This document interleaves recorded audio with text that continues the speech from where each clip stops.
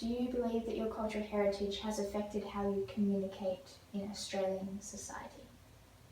In the beginning, yes, I find it because I have come from a very, very conservative family and very conservative country. So I find it was pretty hard for me to accept everything, how the drinking culture is here and how people hug each other. And as a being a female, I don't hug men. But when I came here, I was being wanted to be integrated with everything. So definitely, I just started hugging men or male, and because it's a very loving and cuddly or affectionate culture, and it's considered to be. And if you are pulling it back and just saying no, um, and there's a close difference too. You know, wearing the way you dressed up too. If I'm wearing, I would be cover my head and I would be wearing a hijab and do this thing. But here, I still dress up as modest, but I like to blend in. So definitely, there's big thing, and it took me a lot more longer from 98 till 2016 to blend in slowly, slowly integrate it. Um, I definitely can say myself I'm a very proud Aussie, and yes, I'm happy to be Australian basically. So what you're saying with like hugging people, like if you pulled back, it was considered it would be rude. Like you felt that you had to. Well, if someone is there, even they are a male guy and they wanted to be, just the intentions are there. They just want to welcome you and greet you and give you a kiss on the cheek. But coming from a very conservative, we don't interact with men. We don't shake hands. We don't. You just stay away from them as much as you can. Even your brothers or your father? Oh yes, I never hugged my father. I never hugged my brother. We never hug. No, we don't do that because it's not part of the culture. Now I do it, but it's something I have to be see the moment. You know, it's not something probably on the airport when you're leaving. So that would be it. But people are affectionate, but not really much. And having said that, it could be my grow up the way I was raised. So I was raised very conservative way. Well, has this changed during your time here? How you communicate? Have you become more open and? Definitely, I have become very broad-minded, accepting to all the differences of culture and in Australia. And if someone is on my table, they are drinking, I know it in my heart that's part of the culture and they're socializing it, and I can have my cup of coffee and they can have their glass of wine, but it doesn't make them bad person. At the end of the day, you value what people have, their emotions and the way they communicate and the love with each other and the happiness. So trying to blend in? Trying to blend it really hard. And also it focus with that clothes too. When I buy my clothes, I like to buy normal mainstream clothes what everyone is wearing. So I don't wear all the time my traditional clothes unless it is something dress up day or something. And I feel it is my choice. It is my choice. Australia doesn't say you don't have to dress up your own way. I can dress up here what I traditionally wear, shalwar kameez or whatever. But I find it much more easier because Australian way of dressing up is pretty comfortable and practical. Yeah. So have your methods of communication changed after you moved from Pakistan to Australia? Communication in that way that I've gone more broad-minded, more accepting. I was not probably as much accepting in Pakistan, but Australia definitely opened up for me many, many cultural differences and food values too.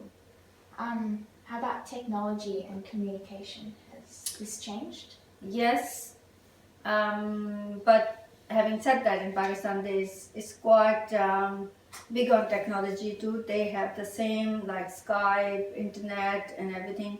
I think even the developing country, it is Pakistan is like that, but they have a lot more technology. So I was used to doing the technology, and here in Australia, obviously, there is technology um, is very good quality and very high on that, but and focus on that, and we have to use that paying the bills on BPays, and I never done that in Pakistan, obviously. So living independently and doing different things, I pay my bills on the computer, on the technology, and we depend upon that.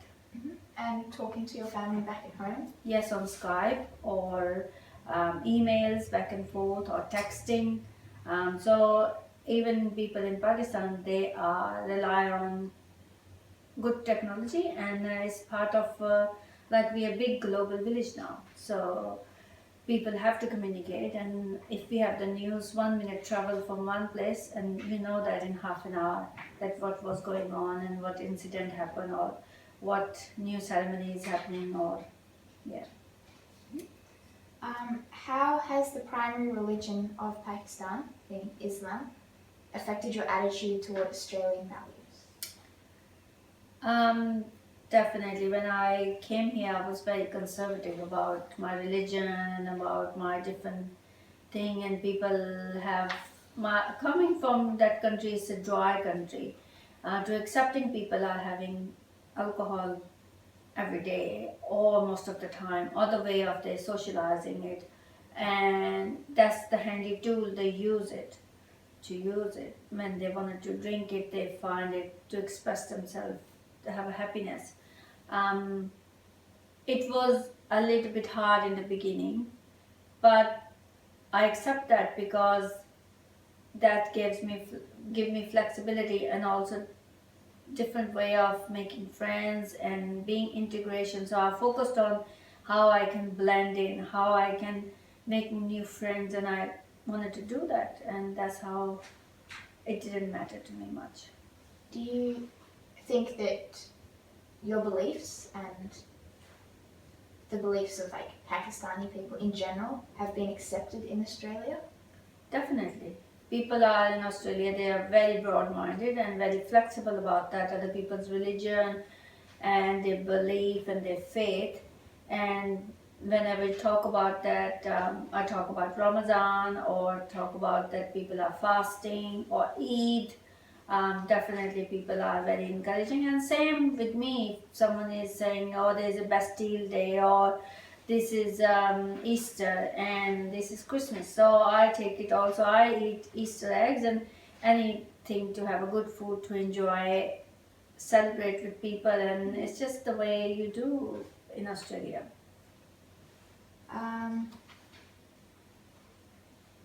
Which customs in Pakistan are not accepted by Australia? Which customs? So anything that you feel that you couldn't do in Australia?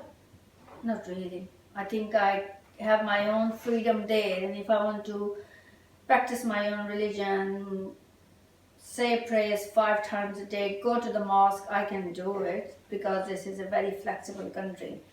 But even if I wanted to go and join the gym, do different things, and being going to the city and have a very different busy life, that there is a margin for that too. So I think at the end of the day, depend upon who you are and what's your choices, and Australia supports every bit of that. Has your culture become more or less accepted during your time here, or has it stayed the same? My culture. My culture is in Pakistan, they are developing too. They are changing. Now the female can drive and they expect it to work, and the man can work, but plus the females are also participating and lifting up their weight, and it's just a matter of time when there will be more education, when the girls will be more allowed to have education, and then they will understand and they can have their their own participation and equal part in life. So you've always felt that Australia has been very accepting of you Very and your culture. encouraging, very much accepting. But having said that, that could be my own personal experience. And people around me, they were very encouraging, they were very loving and very kind. Um, my workplace and who I make the friends, they are also very encouraging and loving and kind. Where are we up to? Oh, do you believe that gender roles in Pakistan and Australia are very different? Definitely. That's 100%. There's opposite day and night, that sort of thing. Because over there it's like father is going to make the decision or husband is going to make the decision. The gender roles are supposed to be the woman has to stay home and look after their children. But as I was saying to you, that's changing now. But traditionally, the woman stays home, look after the kids, and the husband goes. So it's very much like traditional way of doing it.